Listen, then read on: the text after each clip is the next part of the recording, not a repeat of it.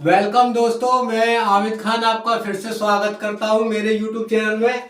तो दोस्तों, कल हमने जो सिंधु सभ्यता के सारे जो महत्वपूर्ण शहर थे, कुछ पाकिस्तान से थे तो कुछ इंडिया से भी थे, वो हमने यहाँ पर पूरे किए थे। और आज हम दोस्तों मृदभांड, जो कि हम इंग्लिश में पॉटरी या कह लीजिए कि वेयर कहते हैं, वो आज हम देखेंगे।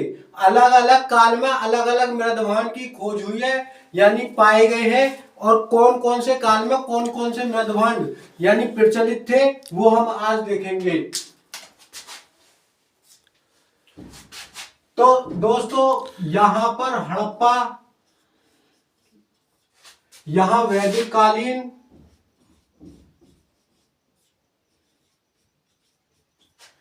और दोस्तों यहां महाजनपद काल।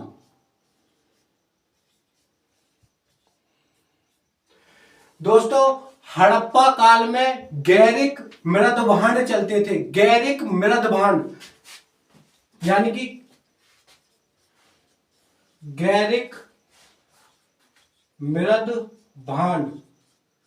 दोस्तों, गैरिक मृदभांड हल्के लाल कलर के होते थे, जैसे कि गांव में गेरू, गांव के लोग गेरू जानते होंगे। जो गेरू होता है वो गैरिक कलर का होता है, यानी हल्के लाल कलर का, वो गैरिक होता है। इसको इंग्लिश में ऑचेरी रेड वेयर,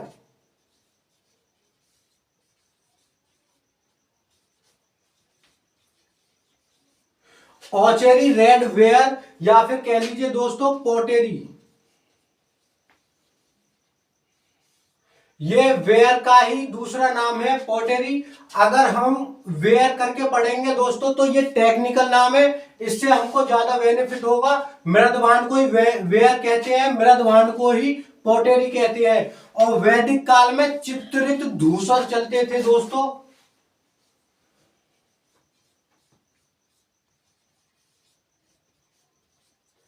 चित्रित धूसर मृदभांड, यानी कि इंग्लिश में ये हो जाएगा पेंटेड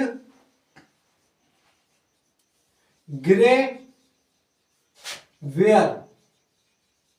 दोस्तों, ये धूसर कलर ही ग्रे कलर होता है, पेंटेड ग्रे वेयर।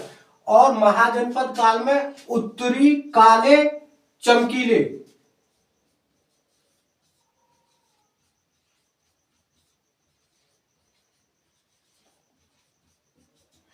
उत्तरी काले चमकीले।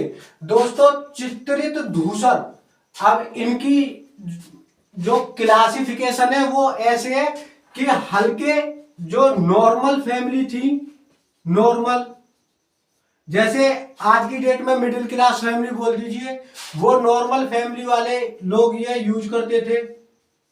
ये प्रीमियम वाले यूज करते थे,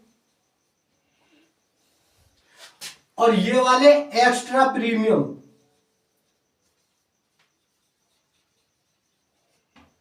आपने देखा होगा दोस्तों, जब हम कहीं अपने दोस्तों के यहाँ पर, रिश्तेदारों के यहाँ पर जाते हैं उनसे मिलने, तो देखा होगा गिलास भी अलग अलग टाइप के आते हैं। जैसे अगर हम हाई लेवल का हमारा दोस्त है तो उसके यहाँ पे अलग तरह का गिलास देखने को मिलेगा।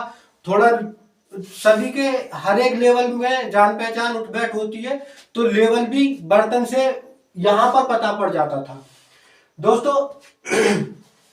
इनमें एक मृदभांड तीनों में कॉमन था, जो कि काला लाल, काला लाल मृदभांड था, यानी कि काला लाल, काला लाल मृदभांड। इसमें दोस्तों तीनों में कॉमन था, कह लीजिए ब्लैक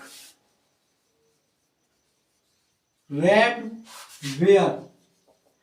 दोस्तों, एक टेक्निकली नाम और इसका पूछ लिया जाता है, कृष्ण लोहित, कृष्ण लोहित मृदभांड।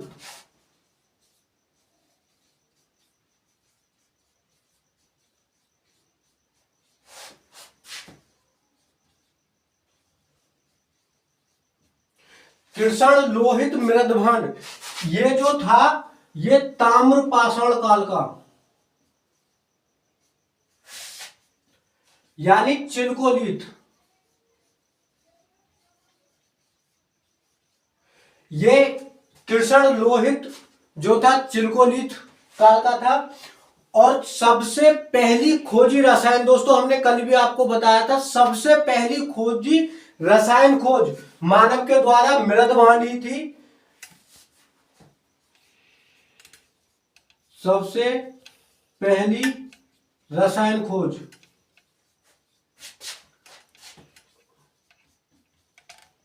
मृदवान। तो आज जो हमने आपको मृदवान बताया है, इससे ज्यादा कहीं भी आपको कोई क्वेश्चन देखने को नहीं मिलेगा। पूछा जाए गैरिक मृदवान कहाँ के थे, किस काल के थे, तो वो हड़प्पा काल के थे। और पूछा जाए चित्रित धूसर किस काल के थे, तो वो वैदिक काल के थे। और उत्तरी काले चमकीले वो महाजनपद काल के थे। दोस्तों क्वेश्चन बन सकता है कि सबसे आधुनिक मृदवान किस काल के थे, तो सबसे आधुनिक मृदवान उत्तरी काले चमकीले, उत्तरी काले चमकीले, इनको इंग्लिश में बोल सकते हैं नॉर्थ ब्लैक पॉलिश्ड।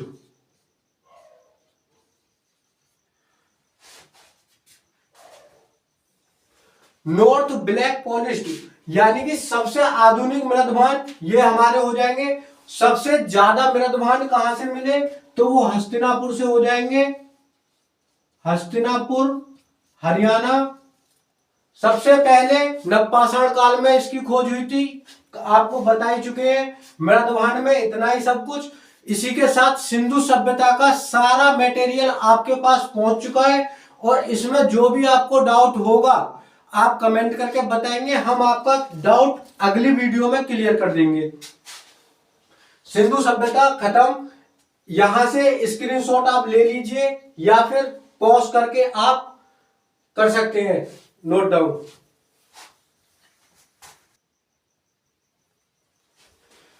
तो हमारा यहीं पर सिंधु सभ्यता समाप्त होता है। अब अगली सभ्यता आएगी मेसोपोटामिया की सभ्यता।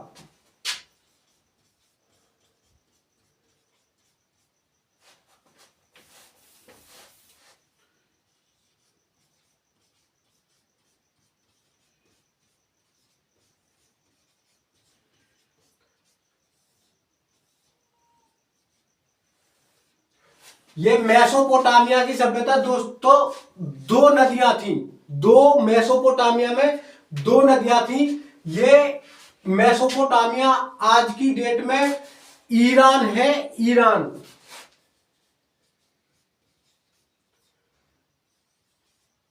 ईरान इसलिए लिखवा दिया गया है क्योंकि आपको याद करने में बहुत आसानी हो जाएगी। मेसोपोटामिया तो बहुत बड़ा नाम हो जाता है, बोलने में बड़ी दिक्कत सी होती है। तो यहां पर दो नदियां थी, यूफ्रेटस और टिब्रिस।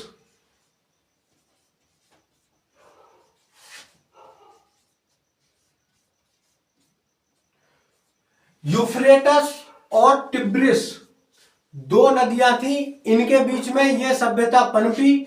यह सभ्यता पूर्णतः ग्रामीण थी,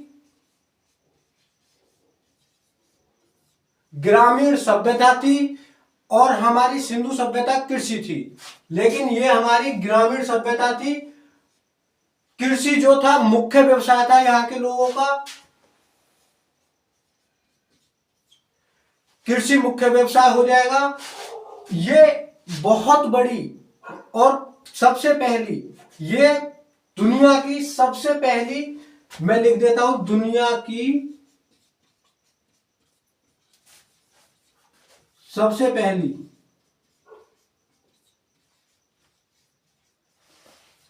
सभ्यता थी।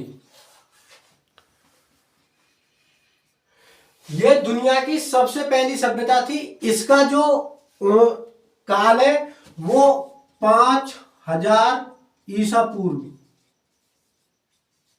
जबकि आपको हमने बताया कि सिंधु घाटी सभ्यता 2350 ईसा पूर्व उसका महत्वपूर्ण टाइम था, लेकिन 2500 से 1750 ईसा पूर्व रही।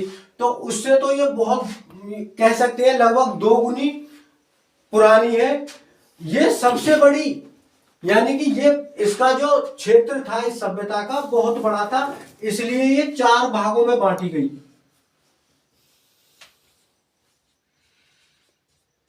बहुत बड़ी सभ्यता होने के कारण ये 4 भागों में बांटी गई ताकि अध्ययन के लिए कुछ आसान हो सके। तो पहली थी सोमेरियन सभ्यता,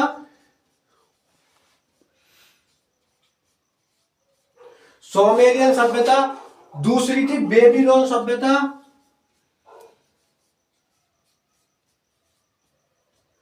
बेबीलोन सभ्यता। याद कीजिए, कहीं पढ़ा होगा पहले भी कि बेबीलोन वही जगह है जहां पर सिकंदर की मृत्यु हुई थी।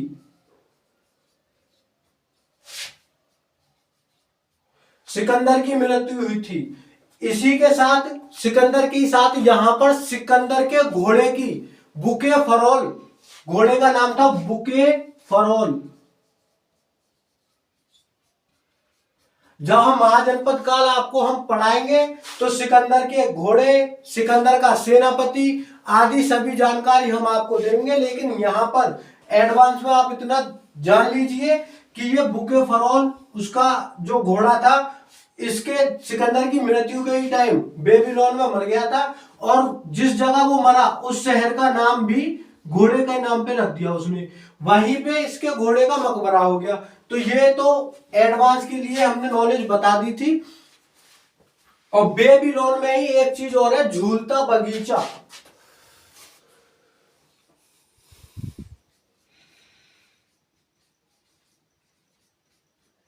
झूलता बगीचा भी बेबीलोन में ही है। तीसरी हो जाएगी दोस्तों असीरिया।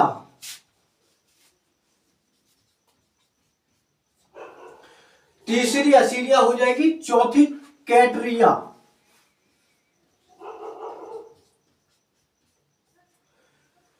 मेसोपोटामिया की सभ्यता ग्रामीण सभ्यता थी, सबसे प्राचीन सभ्यता थी। काल था उसका 5000 ईसा पूर्व। यूफ्रेटस और टिब्रिस महत्वपूर्ण नदियों के बीच में यह सभ्यता पनपी। आज का इराक, सॉरी ईरान नहीं है, ये इराक है। आज का इराक ही पुराना मेसोपोटामिया था। मुख्य व्यवसाय कृषि था।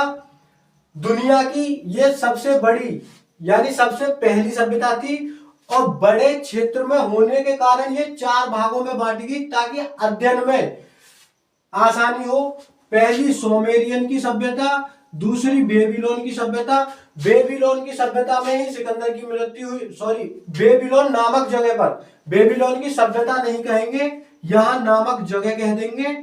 बेबीलोन नामक जगह पर सिकंदर की मृत्यु हुई, उसके घोड़े बुके फरोल की मृत्यु हुई और बुके फरोल के नाम पर ही एक शहर उसने वहां पर बसाया और यहीं पर झूलता बगीचा है। तीसरा असीरिया, असीरिया की सभ्यता। चौथा कैट्रिया की सभ्यता। सोमेरियन सभ्यता, बेबीलोन सभ्यता, असीरिया की सभ्यता और कैट्रिया की सभ्यता। ये 4 सभ्यता थी जो कि मेसोपोटामिया की थी। 4 सभ्यताओं से मिलकर एक सभ्यता बनती है मेसोपोटामिया। सारे क्वेश्चन यहां पर कंप्लीट हो जाएंगे और आगे आएगी मिस्र की सभ्यता। तो हेडिंग डालिए दोस्तों, मिस्र की सभ्यता। हमारी मेसोपोटामिया की सभ्यता यहां पर खत्म होती है, अब आएगी मिस्र की सभ्यता। हेडिंग डालें मिस्र की सभ्यता।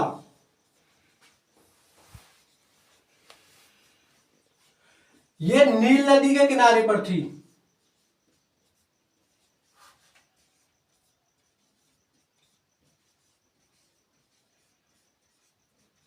नील नदी के किनारे पर थी और नील नदी को मिस्र की देन, नील नदी की देन मिस्र की सभ्यता को कहा जाता है। नील नदी की ही देन मिस्र की सभ्यता को कहा जाता है। इसका जो टाइम था 3100 ईसा पूर्व, यानी कि आज से लगभग मान सकते हैं 5000 साल पहले की सभ्यता यह है। यहां के लोग जो थे प्रसिद्ध थे मम्मी बनाने में।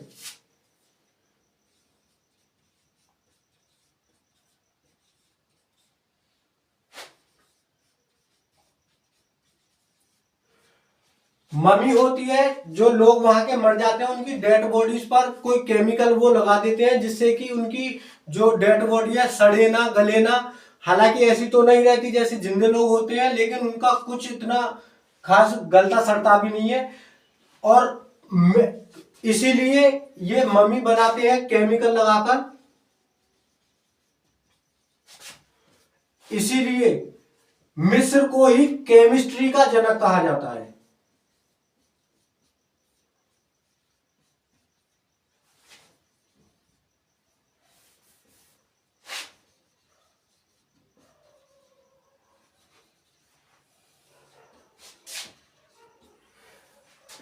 केमिकल लगा के वो मम्मी बनाने में माहिर थे, इसलिए केमिस्ट्री का जनक कहा जाता है। लेकिन अब केमिस्ट्री का जनक अगर कहीं क्वेश्चन आता है तो मिस्र हम कहीं ऑप्शन में लगा के नहीं आएंगे, वो है लेवोसियर।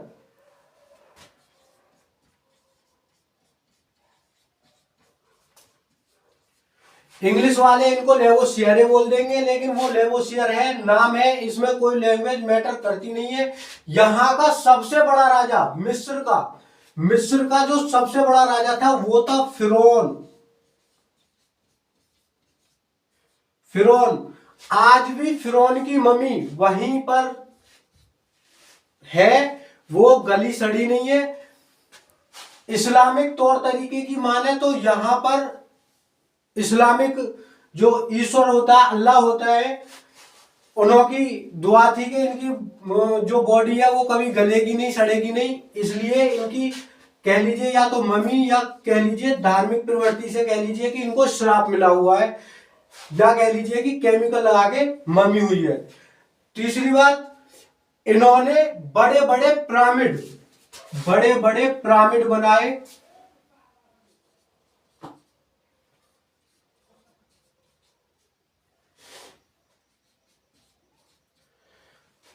ये बड़े बड़े पिरामिडों के लिए यानी कि प्रसिद्ध थे। इसमें भी एक पिरामिड है, गीजा का पिरामिड मशहूर है।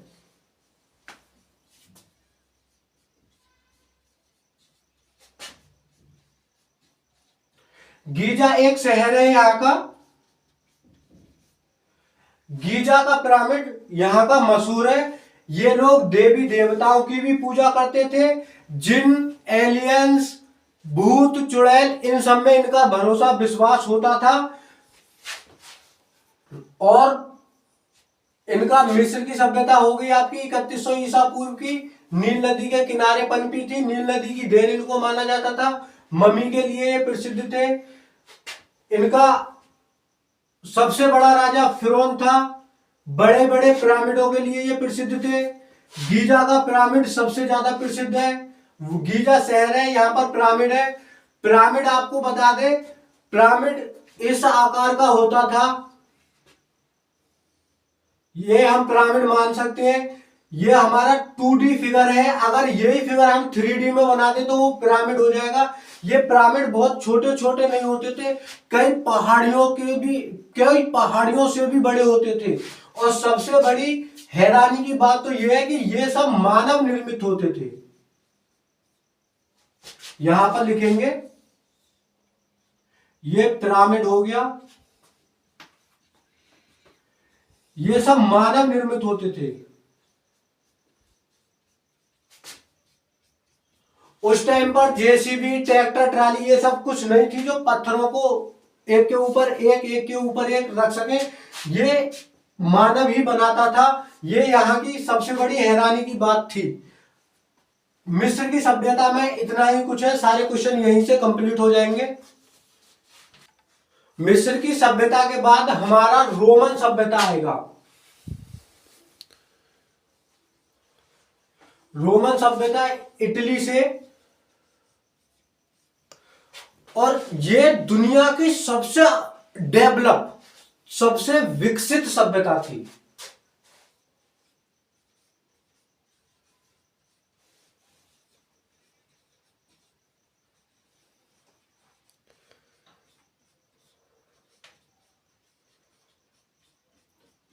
सबसे विकसित सभ्यता थी। रोमन सभ्यता से ज्यादा विकसित आज तक दुनिया में कोई सभ्यता नहीं हुई है। यहाँ के राजा उस टाइम भी संसद में बैठा करते थे। यहाँ के राजा उस टाइम भी संसद में बैठा करते थे। सड़कें, नालियां, महले, सिटीज, रोड, सारा कुछ ऐसा था कि बहुत ज्यादा सुंदर। यहां का एक सबसे सुंदर शहर है रोम। रोम, उस टाइम पर ही रोम की स्थापना हुई थी और बहुत ही ज्यादा सुंदर ये देश शहर है। ये इटली की आज राजधानी भी है। दूसरी बात, ये यूरोप भूमध्य सागर,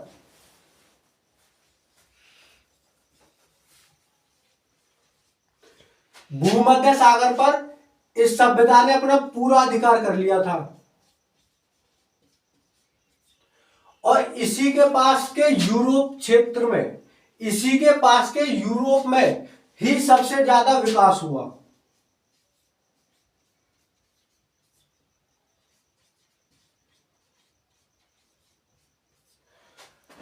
यहां के दो राजा थे, अगस्टस और जूलियस सीजर।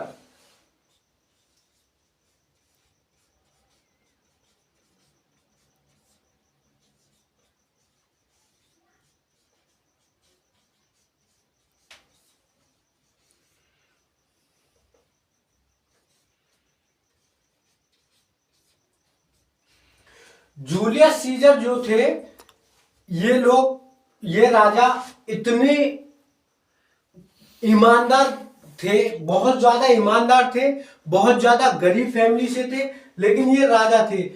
ये जब भी आपने देखा होगा, कोई भी इंसान, ईमानदार इंसान ऊपर उठना चाहता है या ऊपर उठ रहा होता है तो कोई ना कोई इनके मतलब कामयाबी के बीच में रोड़ा बनने की कोशिश करता है। इनके ही सेना का एक आदमी इनको मतलब मार दिया था, इनकी हत्या कर दी थी। इनकी हत्या इनके ही सेना के एक आदमी ने की।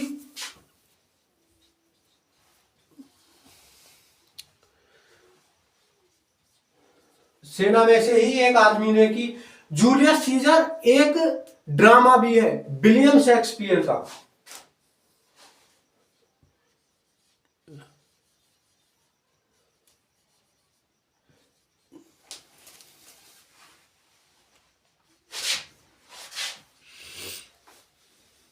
विलियम शेक्सपियर का एक ड्रामा भी है जूलियस सीजर।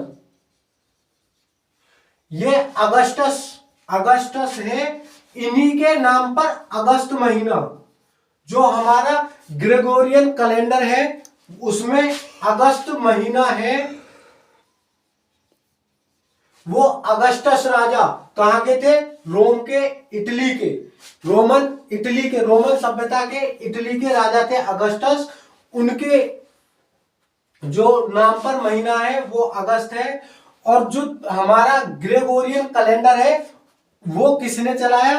तो वो चलाया पॉप ग्रेगोरियन ने।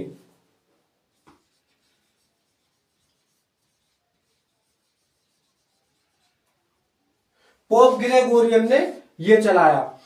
हमारी रोमन की सभ्यता हो गई, मिस्र की सभ्यता हो गई, और उससे पहले मेसोपोटामिया यानी इराक की सभ्यता हो गई। अब हम आगे आपको सभ्यता पढ़ाने वाले हैं फारस की सभ्यता यानी ईरान की सभ्यता।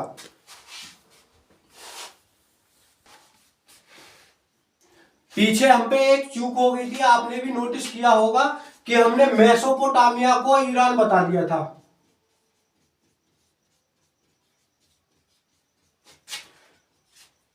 सॉरी, मेसोपोटामिया को हमने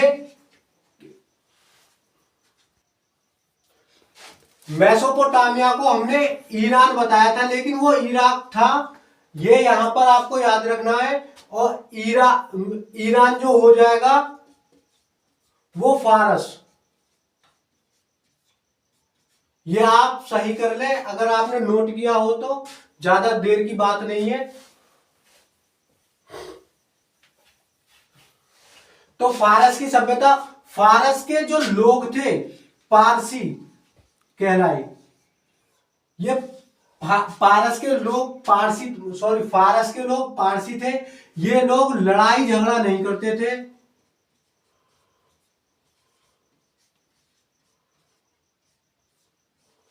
लड़ाई झगड़ा नहीं करते थे। ये बहुत बहुत बड़े बिजनेसमैन होते थे।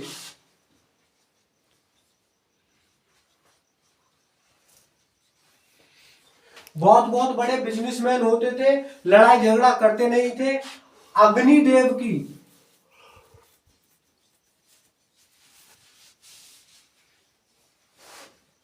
अग्निदेव की पूजा ये लोग करते थे। आग की पूजा करते थे ये।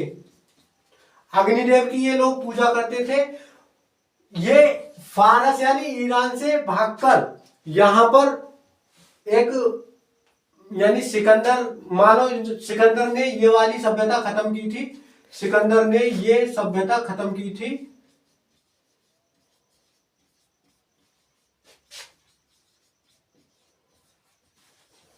यहां से ये भागकर इंडिया के गुजरात और महाराष्ट्र,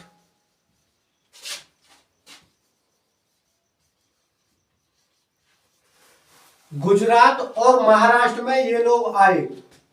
दादा भाई नौरोजी पारसी थे।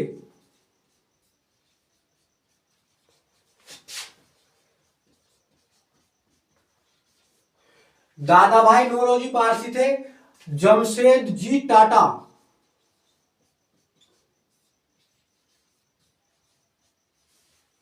ये भी पारसी है। पारसी लोगों के मुस्लिम लोगों से नाम सिमिलर होते हैं, थोड़े थोड़े मिलते जुलते रहते हैं।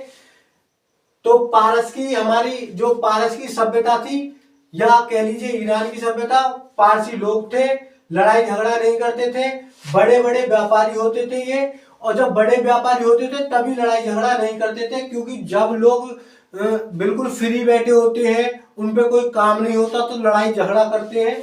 जब आदमी काम में लग जाते हैं तो उनको लड़ाई झगड़े का मतलब कह सकते हैं कि टाइम ही नहीं मिलता, तो लड़ेंगे क्या।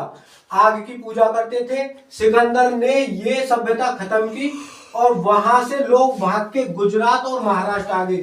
अगली सभ्यता आप चीन की सभ्यता हेडिंग डालेंगे, चीन की सभ्यता। चीन की सभ्यता हम लोग हेडिंग डालेंगे, चीन की सभ्यता।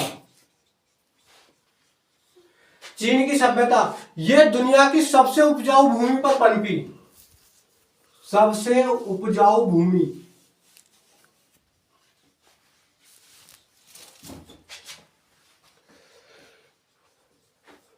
दूसरी, ये पीली नदी यानी पीली नदी पर के तट पर, पीली नदी। क्वेश्चन है चीन की सभ्यता किस नदी के मतलब किस नदी में है, किस नदी पर पनपी, तो वो पीली नदी। एक और इसका नाम है जहां पर जो चीन में हांगो नदी,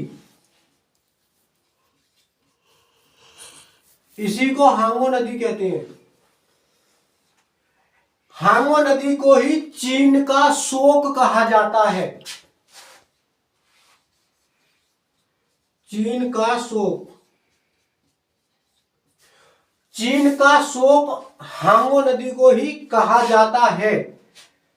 कहा जाता है कि ये जब यहां पर सभ्यता चल रही थी तो भारत में महाजनपद काल चल गया था।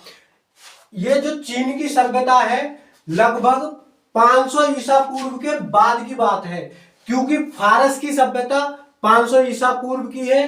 फारस से पहले हमने आपको सभ्यता पढ़ाई थी रोमन सभ्यता, तो वो 600 ईसा पूर्व हमने आपको बता दी है। और फारस की जो सभ्यता थी वो 500 ईसा पूर्व हमने आपको बता दी। तो ये चीन की जो सभ्यता थी 500 ईसा पूर्व के बाद की बात है। उस समय पर भारत में महाजनपद काल शुरू हो गया था और रूलिंग में थे अशोक सम्राट।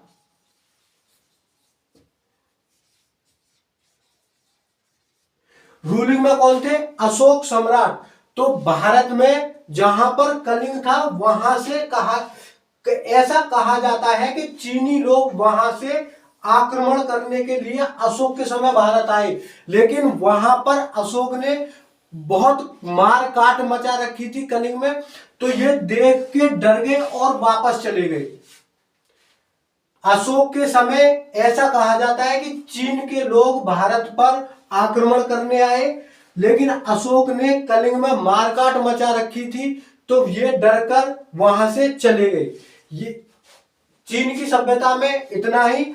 आगे है अपनी ग्रीस की सभ्यता।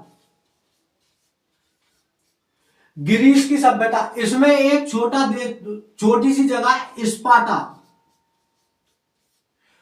स्पार्टा अगर हम वर्ल्ड मैप में अगर देखें तो यहां पर मान के चलो, अगर यहां पे भारत है तो यहां पर एक इतनी सी बड़ी, इतना सा शहर, इतनी सी जगह स्पार्टा। स्पार्टा है वहां पर। वहां के लोग बहुत ही ज्यादा ब्रेव, बहादुर होते थे। वहां के लोग बहुत ही ज्यादा बहादुर होते थे। वहां का राजा था लियोनाइडस। लियोनाइडस, वहां का राजा लियोनाइडस था।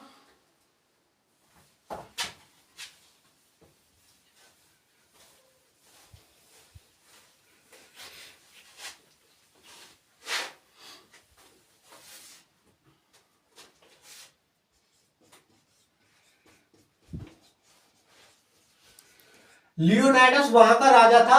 इनका युद्ध, ये इतने बहादुर थे कि ये किसी से डरते नहीं थे, किसी की स्वाधीनता नहीं स्वीकारते थे। ये किसी की स्वाधीनता नहीं स्वीकारते थे। अपने घोंटू किसी के आगे इन्होंने कभी टेके नहीं। इनके पास केवल 300 सैनिक थे।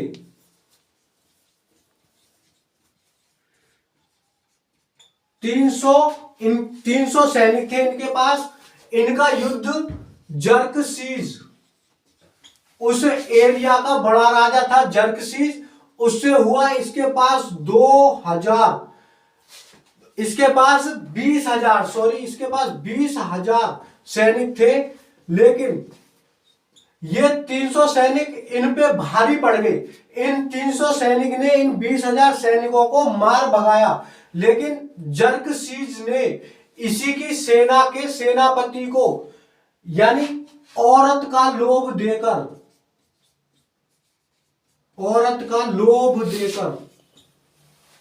इसको, लियोनाइडस को मरवा दिया इसी के सेनापति से। लेकिन मारा जर्कसीज नहीं था, सेनापति ने धोखा दिया।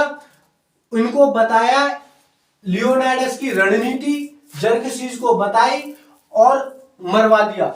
लियोनाइडस जर्कसीज के द्वारा मरवा दिया। इसके शरीर पर बहुत ही ज्यादा तीर लगे थे और मरते वक्त इसने एक ही बात की थी कि जर्कसीज, आगे जब भी इतिहास में तुझे पढ़ाया जाएगा तो एक कायर राजा का नाम दिया जाएगा, और मुझे जब भी पढ़ाया जाएगा तो एक बहादुर राजा का नाम दिया जाएगा। तूने पीछे से वार किया और मैं सामने से युद्ध लड़ता रहा। याद कीजिए दोस्तों, 1971 का वो पाकिस्तान से युद्ध, जो कुलदीप सिंह चांदपुरी थे। कुलदीप सिंह चांदपुरी भारत के वो शेर थे। इनके पास केवल 90 सैनिक थे और पाकिस्तान के पास 600 सैनिक थे। 90 सैनिक तो इनके पास लड़ने वाले और 30 सैनिक थे सर्विस वाले, कि उनको चाय पानी मेडिसिन देने वाले। तो कुल मिला के 120 सैनिक मान लीजिए। कुलदीप सिंह चांदपुरी ने 600 सैनिकों को मुंह तोड़ जवाब दिया और 1971 का युद्ध जीत लिया। धन्यवाद दोस्तों, आज की क्लास हमारी यही खत्म होती है।